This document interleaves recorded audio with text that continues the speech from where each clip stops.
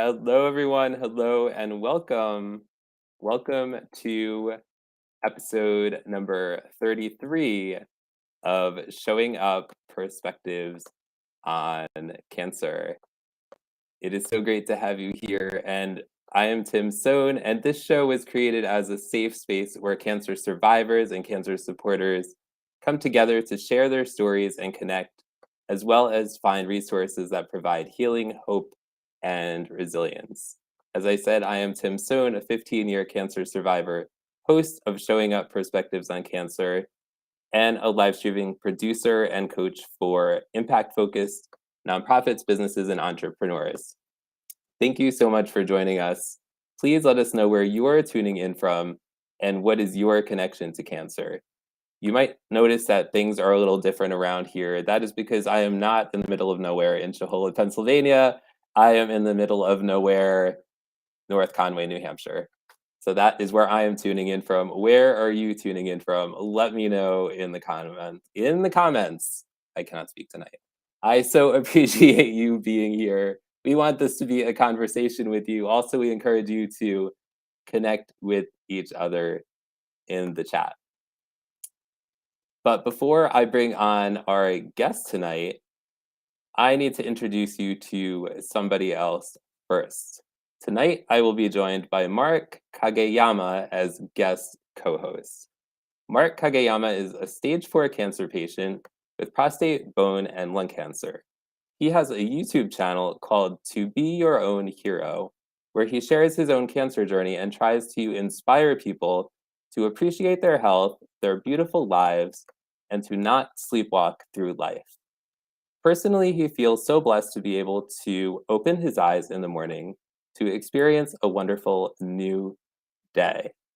In addition, Katie Gasperi and future guest on Showing Up, and he run a clubhouse room on Thursdays at 9 a.m. Pacific Standard Time called Cancer Conquering Community.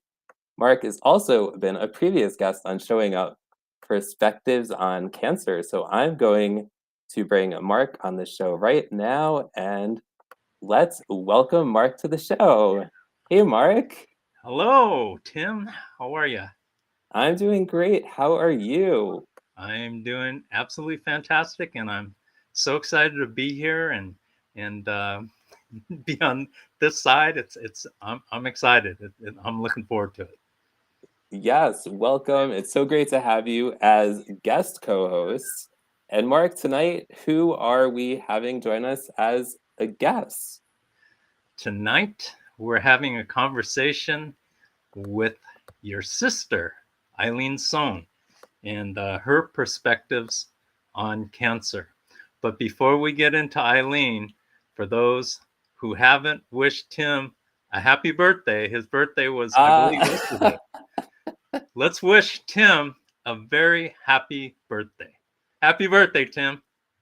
Thank you, Mark. I greatly appreciate that. And that was very sneaky of you. So thank you for doing that. I appreciate it. And shall we bring Eileen on the screen? Absolutely. Let's bring your sister on. Hello, Eileen Sohn. Hello, Eileen Sohn. Hello, Mark. How are you? I'm good. How are you? I'm doing absolutely fantastic. Good. And I'm so excited to be here. Meet you here. Likewise. Welcome to the show, sister. Thank you. So we're going to see who is showing up tonight. We're going to go over to the comments and see who's here. Shannon Epps is here. She says, "Good evening, everyone." And Don Tomoff is here. He says he's here from Cleveland, Ohio. Eileen, have you ever been to Cleveland, Ohio? I've never actually been to Ohio at all. No. Mark, have you been to Ohio? No, I haven't. Oh. Jeremy is here from Kenya. Wow, that's a long Welcome, way. Jeremy. And Joy Sohn, my wife, is listening from poolside. Hello, wifey. Hi, Joy. And Brian O'Sullivan is here from New Jersey. Welcome, Brian. He just recently started joining in on the show, so welcome to you. Susanna Webb is here. She is a recent victim, guest of the show. So thank you for being here, Susanna. We appreciate you. Tom Tressler is here from Cincinnati, Ohio. Thank you, Tom, for being here. Peter Clark is here. He says, cheers from Canada. Thank you, Peter. Melody is here from Massachusetts. Thank you for being here, Melody. Nikita is here from Alabama. Have you guys been to Alabama? No. No. Auntie Anne is watching from Lake Carmel. Hi, Auntie Anne.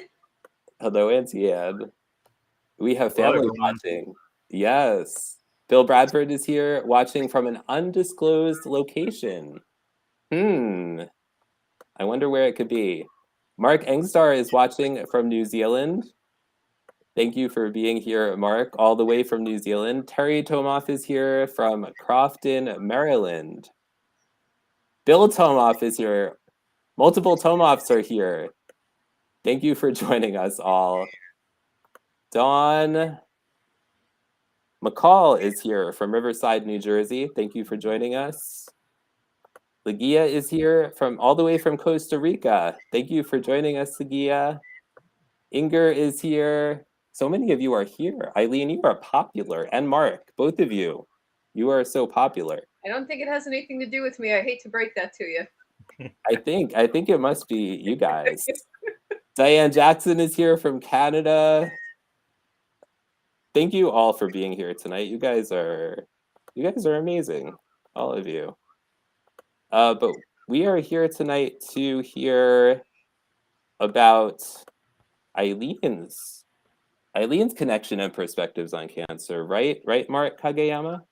Yes, and I'm so excited, and I'm so honored to be here and to share the space with both Tim and Eileen. It's been great getting to know both of you and seeing the dynamic between the two of you. So this is going to be fantastic.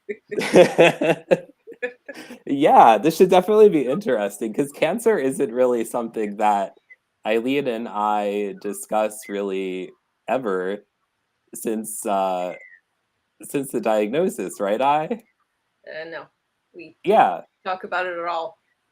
yeah, ever. So should we dive into the conversation? What do you think? Sure. Yes. Sure. So I was diagnosed with leukemia at age 2008 and 2006.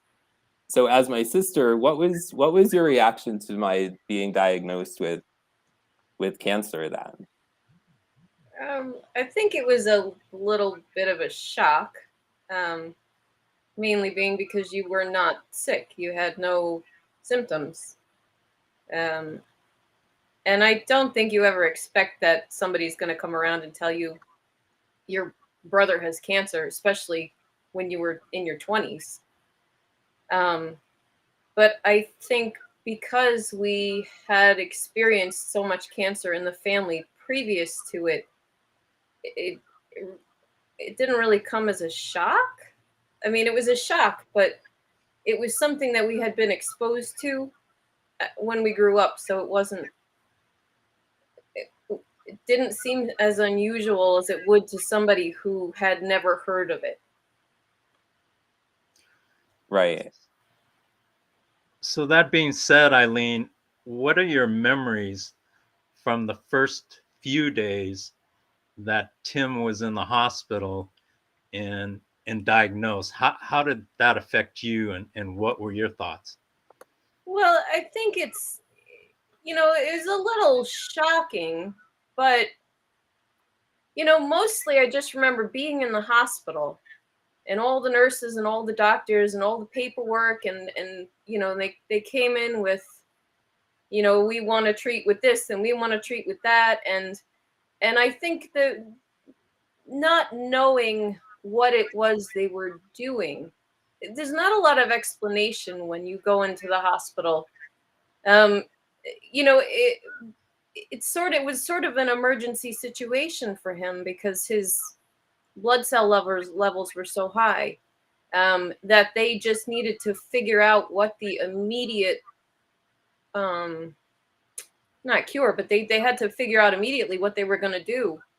And I think it's a little overwhelming when you walk into the hospital and you don't know what they're talking about. So, I remember being there. I remember asking the nurse for a medical dictionary. And I remember the papers. There were a lot of papers. Papers were being passed around, and he had to agree and he had to sign. And I asked a lot of questions. I think I was a little bit shocked. Oh, I'm sorry. You can hear my dog, can't you? I apologize. So I think that was it. That was kind of it. It was just a little bit shocking because they just come at you. There's no, you don't know, and you have to make an immediate decision because this is like, it's a life or death situation. So that's what I remember mostly. So were you scared at that point, or you were just waiting for news? I wasn't scared. I think I was waiting more for explanations. There's so many different forms of cancer, and I think at that point in time they didn't actually use the word.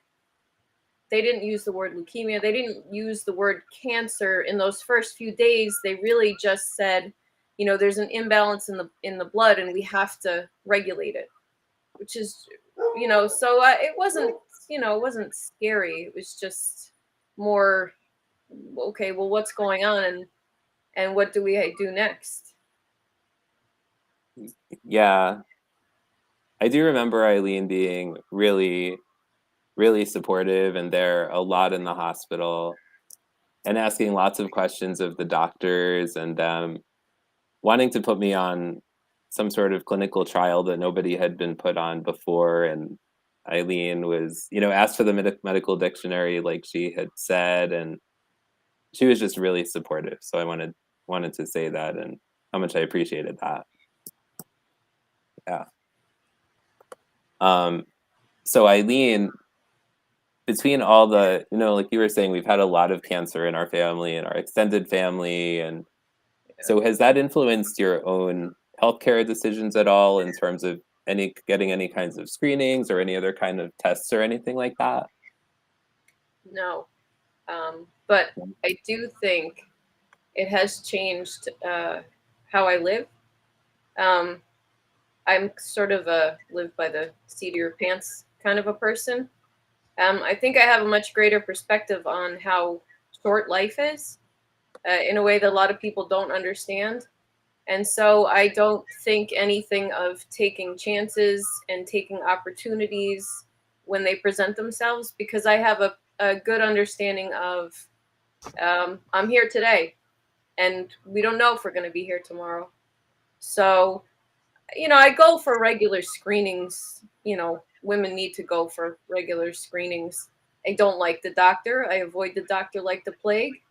I know there's certain things as a woman that I need to do, especially now that I'm in my 40s. But I try not to think about it. I just try to understand and recognize that today is all we have. And I'm an opportunist. I am not afraid of jumping ship at any point. I'm not afraid of moving. I'm not afraid of traveling. I'm not afraid of just getting in the car and going. And I will say, I think that's because we had a lot of loss when we were growing up. And I'm not going to waste my time. I have this one life, and I'm going to do whatever I want. Mark, could I just ask, as from your perspective as a cancer patient, as a cancer survivor, do you have a similar viewpoint from what you've gone through? Do you have a similar viewpoint as what Eileen said? Yes, absolutely. I relish and treasure each and every day. Life. Somebody did. Susanna. Hey, Susanna. Like she says, I love your perspective. Life is so short, and that is exactly what I live by. I mean, it's so important to me to get the absolute most out of every single day and utilize, what God has given us, as far as, what we have with our abilities, and I try to make the most out of um, every single minute, really, because, at one point in time, I didn't know whether or not I was going to be here. And if I could go back to something that was kind of funny, over the weekend, and I was sharing this with Tim, and Tim saw a post. I made a post about a situation that occurred to me over the weekend, and I was at church on Saturday, and towards the end of the service, the police came into the church, and we're all wondering what in the world is going on. And so what they did was they had us evacuate towards the back of the church. And so we went into the parking lot. They finished the service, and I looked up, and there were police everywhere, absolutely everywhere. And so we just said, hey, they told us that there's a suspected bomb in front of the church. So we just got out of there. So I was talking to my mom over a couple of days ago, and I said, as hard as I've worked to fight cancer and beat cancer, and all this time that goes through, there is no way that somebody is going to blow me up and end my life that way. Not a chance. So anyway, that's the moral of the story, and we just laughed about it. So I am so thankful to be here in one piece. So thank you, everyone. Yes, we are thankful that you are here, and especially in one piece, for sure. Yes. Yes, definitely. And Eileen, so I have a question for you. Mm-hmm. So do you ever worry that you're going to get cancer one day? No. I mean, we have a genetic form of cancer that runs in the family called the Lynch syndrome. And I was not tested for it because if insurance doesn't cover for it, it's about a $2,000 test. It's very expensive. But I eat healthy. I do the best I can to maintain, a basic level of health. But I don't worry. I don't worry about getting sick because I kind of go by the universal. I'm here today. The universe is going to give me what I need. And if I'm meant to get it, I get it. And if I'm meant to face it, I face it. But I don't worry about it. I don't want to spend my days worrying about whether I'm going to get sick or not. Because, again, I know that life is short. And I think that worrying about things like that doesn't make it any better, you know? Yeah. Yeah. So Eileen, do you think the diagnosis changed our relationship at all as brother and sister? No, not at all. I think we're still the same. We're still just Tim and Eileen. I don't think agree. No. Do you? No, I don't think so. I think as we got older, we got along better together. Yeah, but I think that just. But I don't think that just has to do with maturity and being smarter. Smarter and sillier. Ago, so I was grateful for that. Yeah. Right. Exactly. Yeah. Yes. So Mark, what's the next question? I have a question for you. For me? Yes. I thought this show was about Eileen. What happened? It's about both of you. It's a brother thing. So we're gonna get it's all in the family. So that's what we're doing is we're treating you both as one. So Tim, when you got diagnosed, what went through your mind as far as your immediate family goes? I mean, everybody was so supportive uh, in terms of my family and, Eileen and my mom and my dad and my extended family and everybody who's direct messaging me right now during the show. No, I'm just kidding. Actually, they are. But anyway, yeah, and Eileen says hi to those people as well. But seriously, I mean, I'm so grateful to have a family who's so loving and caring and supportive. And um, yeah, I mean, is that where you were going in terms of just kind of yeah, Well, what I was thinking in terms of this, for me, and I'll share my perspective with my yeah, family. When I got diagnosed, my immediate thoughts went to my family, my two daughters, and my wife, and my mom and my sister and my brothers. But what the thought that came to my mind was I wanted to live and be around for them. And that was the driving force in my um, in my journey. That was the immediate thing that really propelled me. And it wasn't a matter of um, do I think I'm going to be around. It was a matter of I will be around because of my love for them and their love for me. And so that's what I was wondering as far as what your thoughts were as far as your immediate family. yeah. Wow, and you said that so powerfully, Mark. I could feel how strong you felt that when you just said that. Like, so thank you for sharing that. For me, I was at a point in my life where I had just met Joy a few months before, my now wife. Um, and we didn't have children yet, obviously. I mean, we could have had children, but we didn't have children yet. Um, and so I, uh, I mean, obviously, I mean, I guess I'm not really sure what to say. I mean, yes, I wanted to be here so that, because obviously my family is important to me. Yes. Uh, but I didn't have a wife yet. I didn't have, kids yet, in terms of that aspect. Um, so I guess that's what I would say about that, if that makes sense. But okay, so let's reframe the question. Yes. Was there a driving force in your will to move forward from your diagnosis?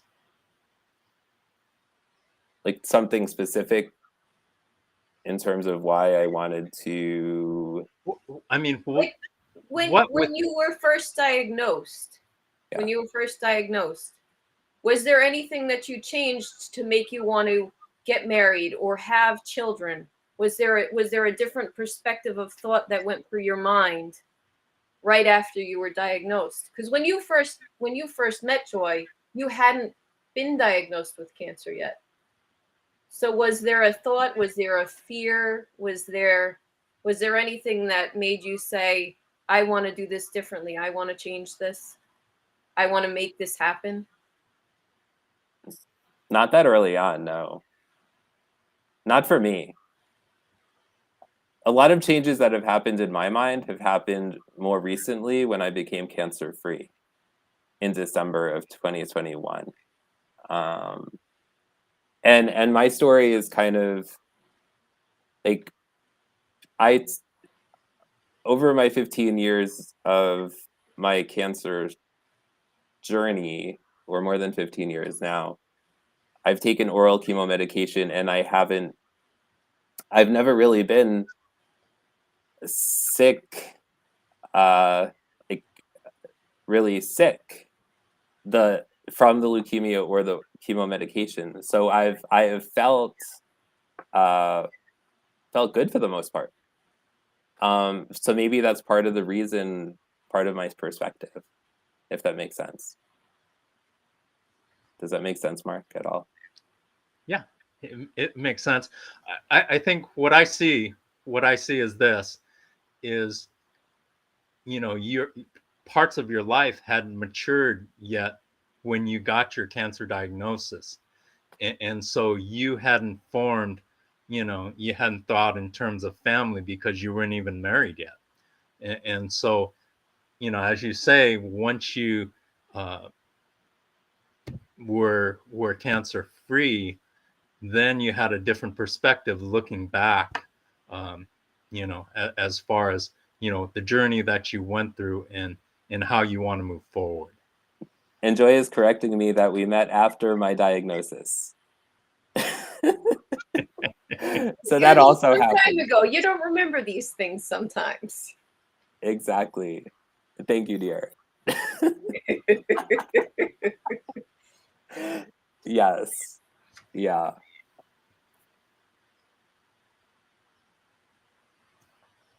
You want to go for the next question, Tim? Sure. I'm just looking to see where we are.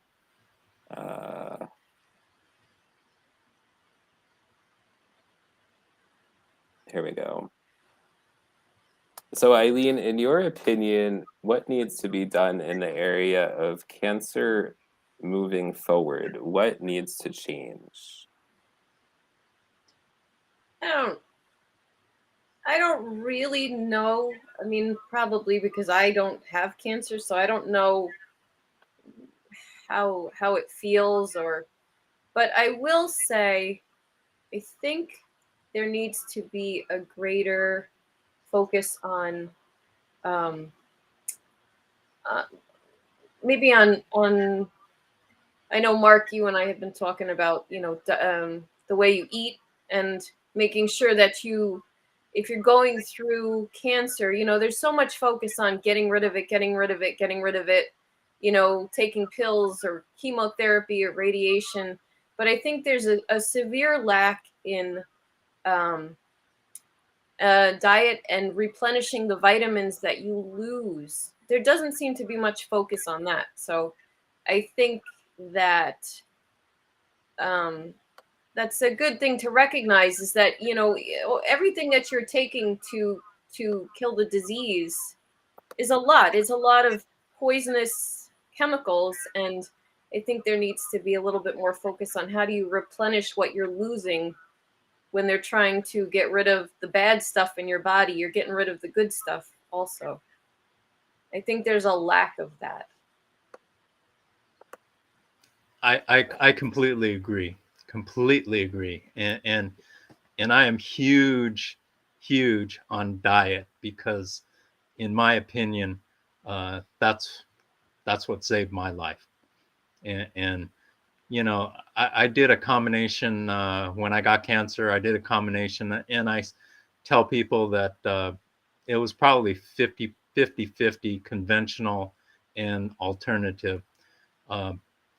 I was in the hospital a little over a year ago with a botched lung biopsy, and I was talking to nutritionists at that time, and I had been a vegan for 10 years, and I was really weak. I was down to 123 pounds, and they told me, my nutritionist told me basically that unless you change your diet, you're not going to be around.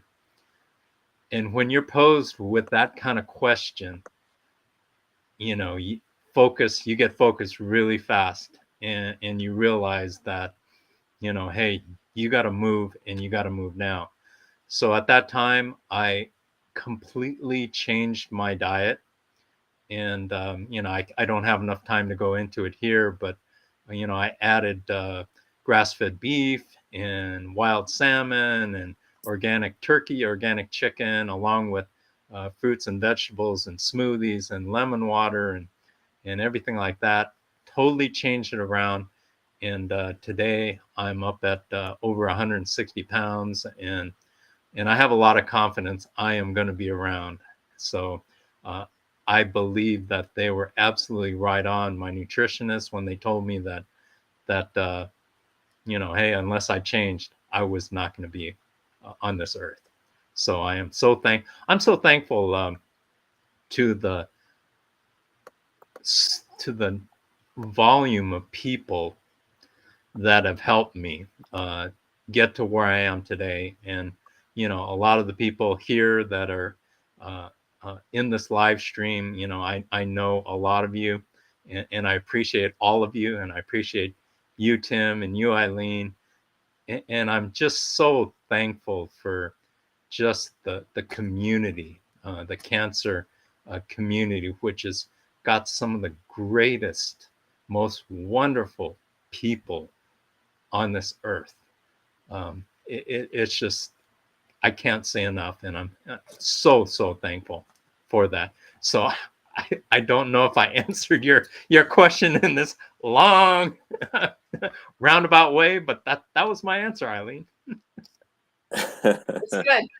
I think it's perfect.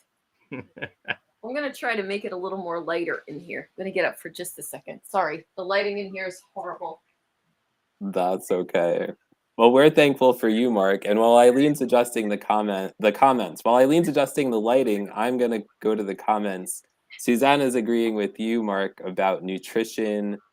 And Melody is saying that it's also a time to feed your mind and spirit as well, which I 100% agree with that as well. And I'm sure you do too, Mark. You're nodding your head.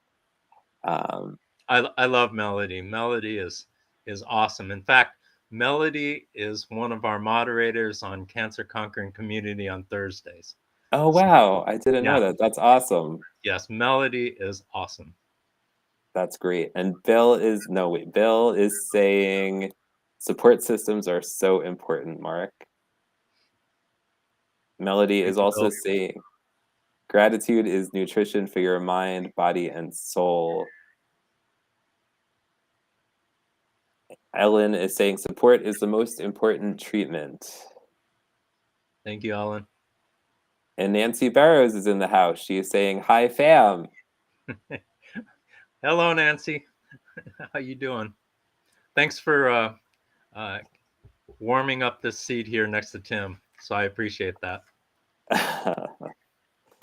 There you go. There you go. Okay. So, Mark, do you want to take the next question? Yes, I do. Thank you. Eileen, so your family's dealt with cancer before. And when Tim got cancer, what emotions went through your mind as far as his longevity?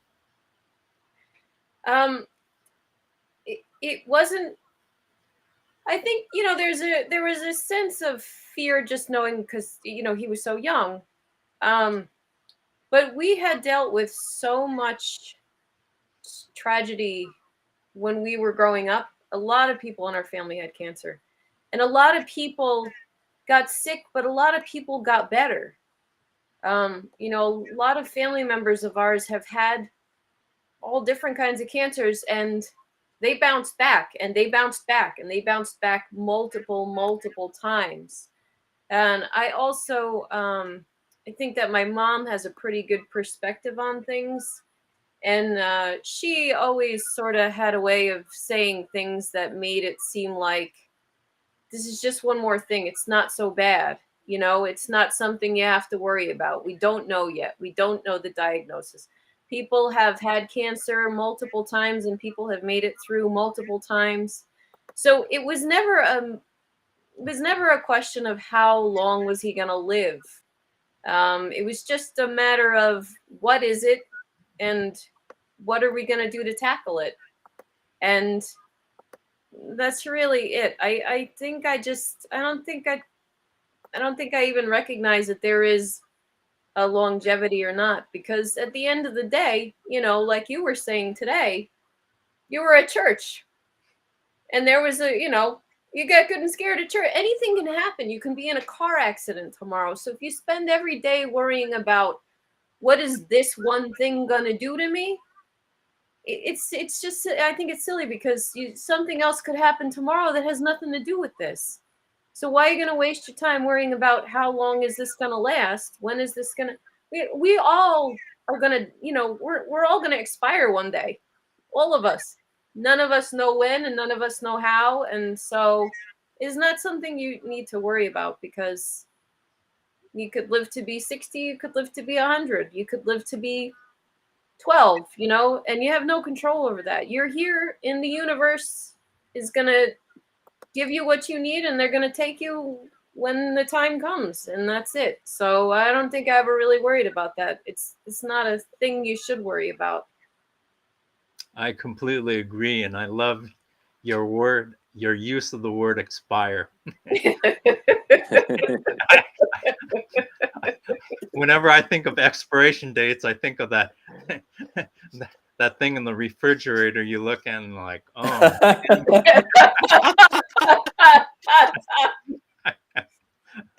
that one has to go. Oh my goodness. So I love that. Go ahead, Yes. Tim. You got the next one. Yes, thank you, Mark. So, Eileen, how can doctors better relate to cancer patients? I have no idea, but No idea. I think that people need to do a better job of relating to other people, because in your journey, it's not just doctors or nurses. You have to interact with people every day on a daily basis, and so I just think that people as a general rule should be kinder to one another, and instead of jumping to conclusions, ask more questions, learn more. I don't think it has anything to do with doctors. I just think it has to do with how people as a general rule relate to other people. Yeah. But I think you bring up a great point, is, our society has gone away from treating people like people, and they're treating people like numbers. Right. And, especially when it comes to cancer patients need, and I'm taking this from Ashok, need a lot of empathy and compassion and love. And these are emotions that we as cancer patients really crave and really need. And so, yeah, it's so important to bring in that human factor in the treatment of patients. That is what is so important to me, is seeing the humanity brought back to the medical field. Shout out to Ashok. Yes, I did put that there. Shout out to Ashok. Yes. And I'm expecting tomorrow we'll have an Etch-a-Sketch post from him about something about this show tomorrow. And Mark actually has a question, or not Mark, Tom Tressler has a question. He said, Mark and Tim, have either of you incorporated exercise and or time in nature into your lives? Mark, I'll let you go first. Absolutely. Every single day.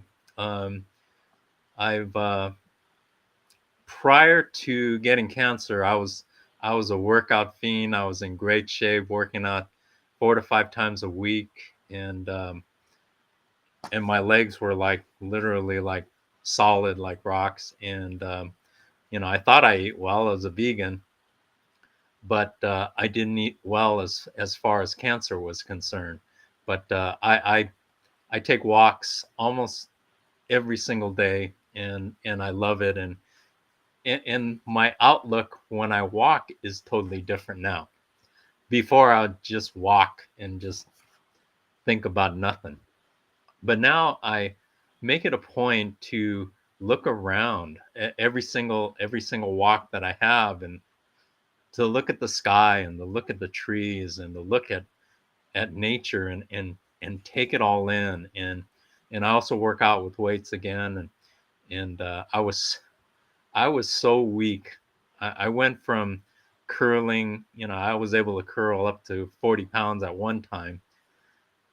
I went down to 1 pound weights that I was curling. And so now I'm back up to, I'm curling 10, 12 pounds now, which compared to what 1 pound is a drastic difference. But no, thanks for the question. I take it all in, and I do it every day, and I do it religiously, and it's a very important part of getting better. So what are your thoughts on that, Tim? Yeah, that's a great question. Thanks for your question. For me, I need to get better at this again. I'm slowly incorporating it more. I was really good at this. I did used to walk 3 miles a day in this town of Milford, Pennsylvania. Eileen is familiar with it.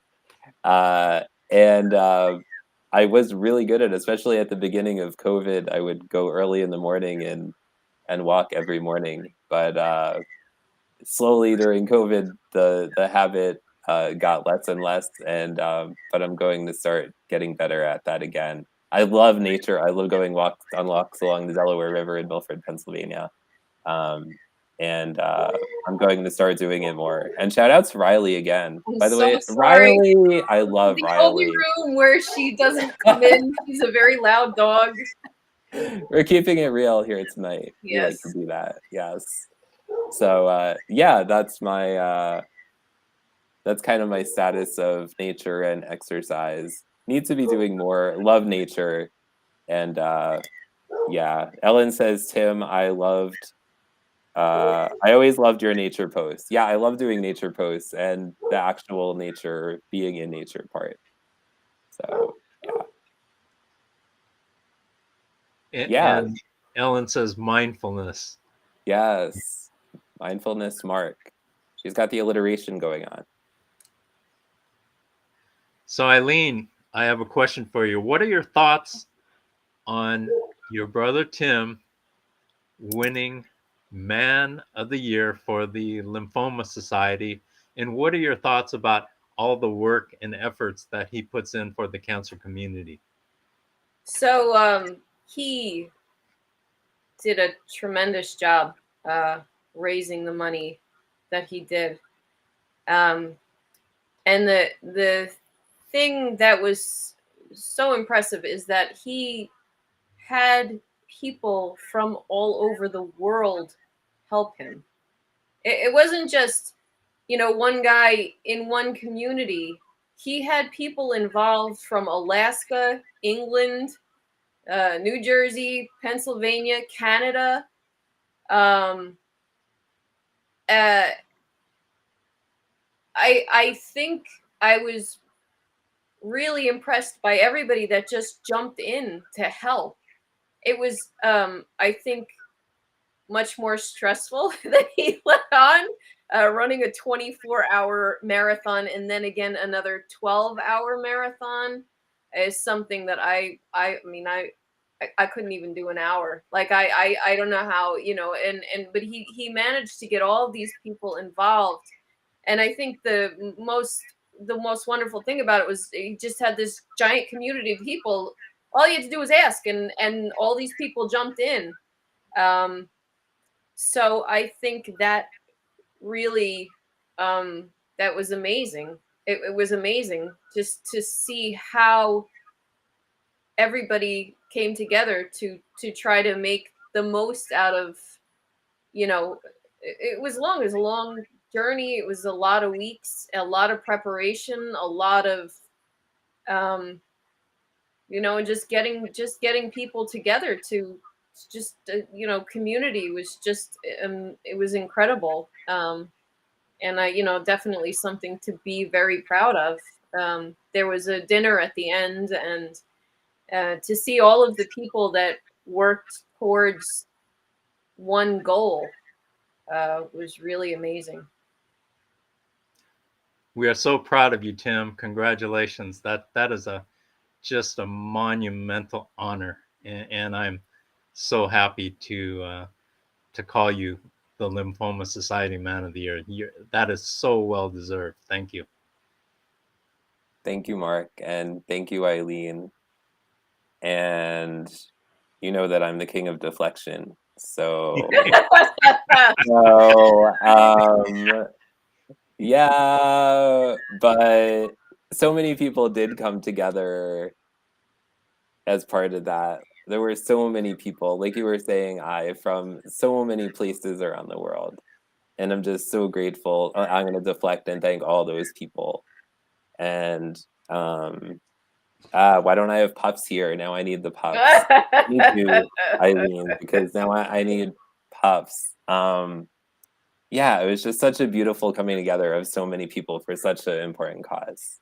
Yeah, it just puffs. Where are the freaking puffs? Amazing they Yes. haven't sponsored you yet. I don't know why. I know, and people are putting all these nice comments on the screen, but I'm not putting them up because I'm the king of deflection. Fine, I'll put them up. Perhaps you could use Charmin 2-ply. That works also. Shout out to Charmin. If Jason Freeman was here, he'd be putting paging Charmin, paging puffs. Yes. Melody, thank you for your kind comment. Bob says, the village supports Tim. Thank you, Bob. You are awesome. Melody says, wait, no, this other one. It's because Tim is loved and it was a noble cause. I love y'all too, Melody. You all are just so supportive. And so many of the people that came together, I would have never known if it wasn't for the pandemic. So many of the people that were on my team and that were the live streaming team were people that I taught in a course that I created after the pandemic on how to create your own live streaming show. So if that terrible tragedy, the pandemic, hadn't happened, there were so many good things that happened also. So many people connected from all over the world. And this is one of the beautiful things that happened as a result of that. So yes, thanks for your kind words, sister and Mark. I appreciate it. You can't deflect the whole time. I could try. I could try. But in this instance, that's not successful. No, that is true. That is true. Thank you for all of your comments. I'm trying to. O'Brien says, love walking the Delaware riverbank too. Brian, you're somewhere in the tri-state area, aren't you? Like New Jersey or Pennsylvania, or I can't remember where you are. Remind me where you are. Bob Feather says 12 minutes left to deflect. Oh my goodness. And Ellen says, don't squeeze the Charmin. And Bob Feather says, I'm not crying, you're crying. Yes, exactly. All right. Well, Mark, do you have any other thoughts or questions? Yeah, there was a question that somebody that Tom asked. Yeah. And he says, sorry to ignore you again, Eileen, but for Mark and Tim, you two have faced about as big of a challenge as a person can. Have you embraced challenges now, or do you find yourself shying away from them? You want to go first? I'm still reading the question.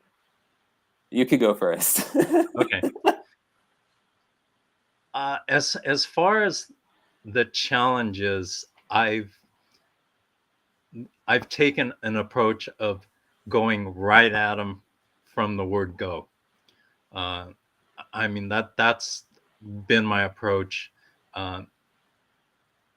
You know, when I got diagnosed with cancer, my oncologist said, you know, your cancer is so bad, I can't cure you. And I just said, okay. But that triggered in my mind what I wanted to do. And it basically was kind of like the starting gun at a race. And the gun went off and I was just starting to run from the word go.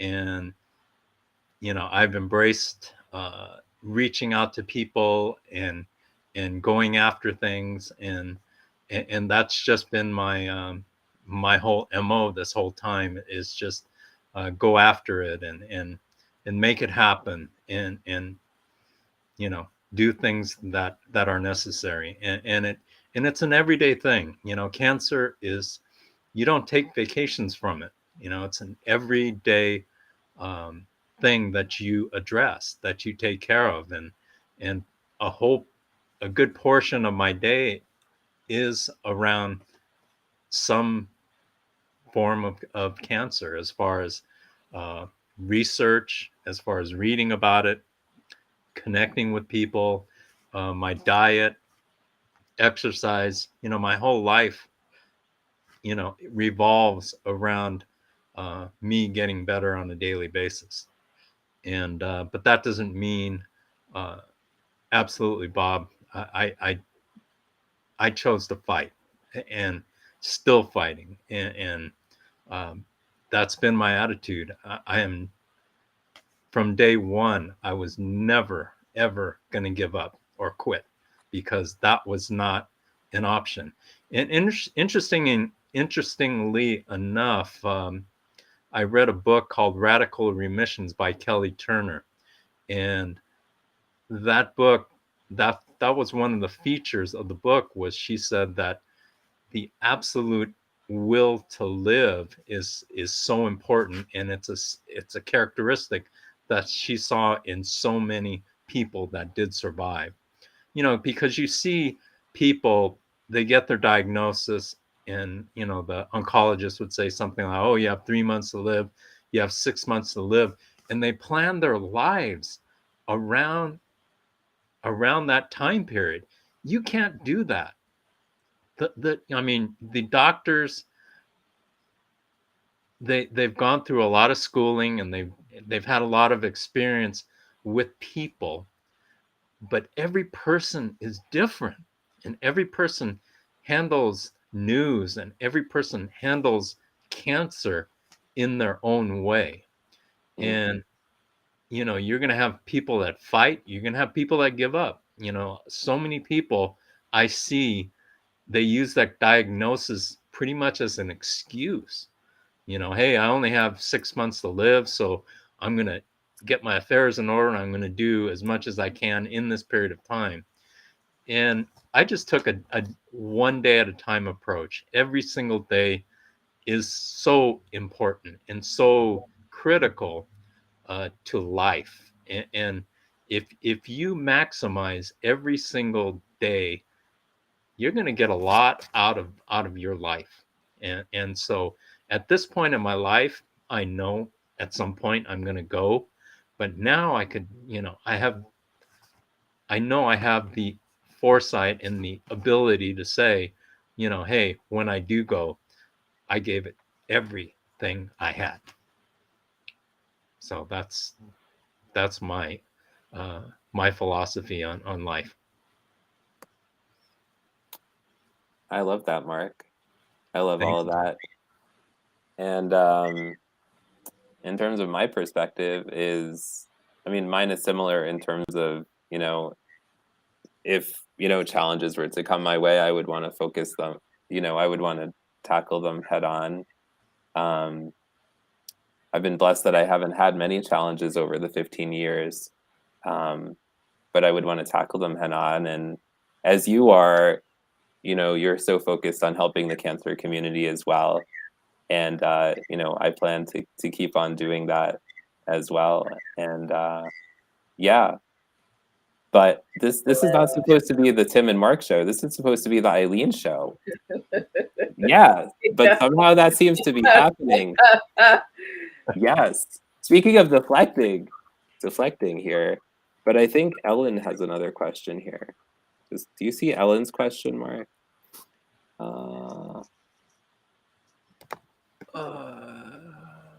I'm gonna find her question. Yes, it says, Tim and Mark, have you ever participated in a study? I have not participated in a study. Have you, Mark? No, I haven't. Eileen, have you participated in a study? I have not participated in a study. However, there is a study for our family that's for the Lynch syndrome. there's a study that's going on at Sloan Kettering. It's because it's genetic. Now, what Tim has is not. It's not related. Syndrome. But there is a study that's being done at Sloan Kettering on our family for the Lynch syndrome gene.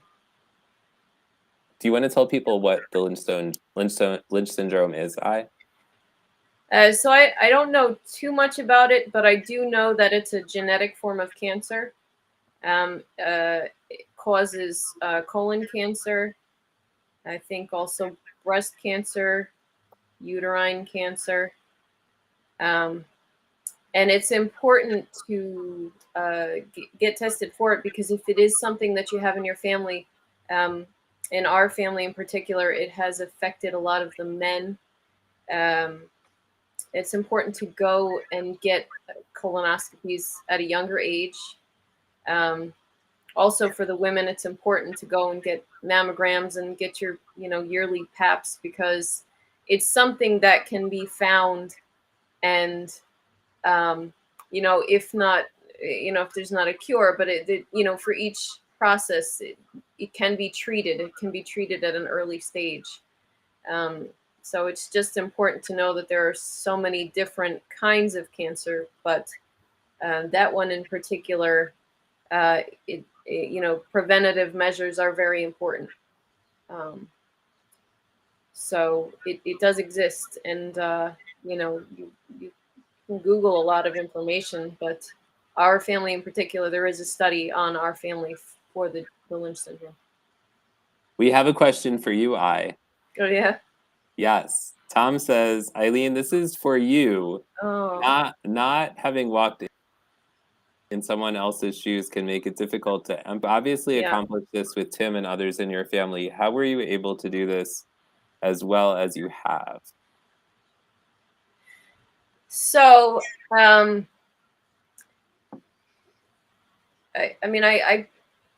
guess I can't emphasize enough how much sort of tragedy we had growing up. And it's not fair to say that you become numb to situations, but we really grew up with it. Really not a joke. We went to a lot of funerals when we were younger, a lot. And a lot of people passed away from cancer. A lot of people passed away from multiple things. But when you grow up in a situation where people are dying a lot, and I mean a lot, you almost become desensitized to it. So it's not to say that I don't have empathy for people who have experienced this. It's something that we grew up with in a tremendous way. It's something that we don't talk about. And it's something that most people should not know, should not grow up. This is not a childhood. You lose that portion of it, but you learn to live with it, and you learn to understand that, if this is the life that you're given, you have two choices. You can be miserable about it, or you can learn to accept it. You can learn to understand it, and you can learn better ways to live with it. But it's unfortunate. That's just the way we grew up. We went to a lot of funerals. A lot of people died. So we don't talk about it. We just it doesn't ever get easier. You just learn how to live with it.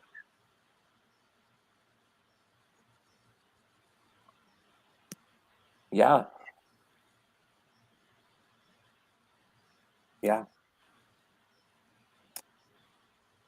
Well, on that note. Sorry. I know how much you love those statements. Thanks for being on the show, and thanks for sharing. You're welcome. Anything else you want to say, Mark? Yes. Can I share about our guest next week? You absolutely can share about our guest next Okay, week. our guest next week is Mary Wells, and Mary's best known as the encouragement expert and is an 8-year breast cancer survivor who shares God's word of encouragement worldwide for people to thrive through any circumstance. She is an author, a keynote speaker, coach, apparel owner, and best role of mom to son Caleb. And so, Mary Wells, next week, let's all be there. Let's not miss it. It'll be great. It will definitely be great. Yes. So thank you, Mark Kageyama, for guest co-hosting this week. I really appreciate it. Thank you, Tim. Thank you, sister, for showing up and being an incredible guest. You're welcome. And thank you, everyone, for tuning in for another episode of Showing Up Perspectives on Cancer. We are going to go out the same way that we came in. And if you feel like it, maybe you'll just want to do a little dancing while we play this little video. Bye, y'all. Bye, everyone. Thank you so much.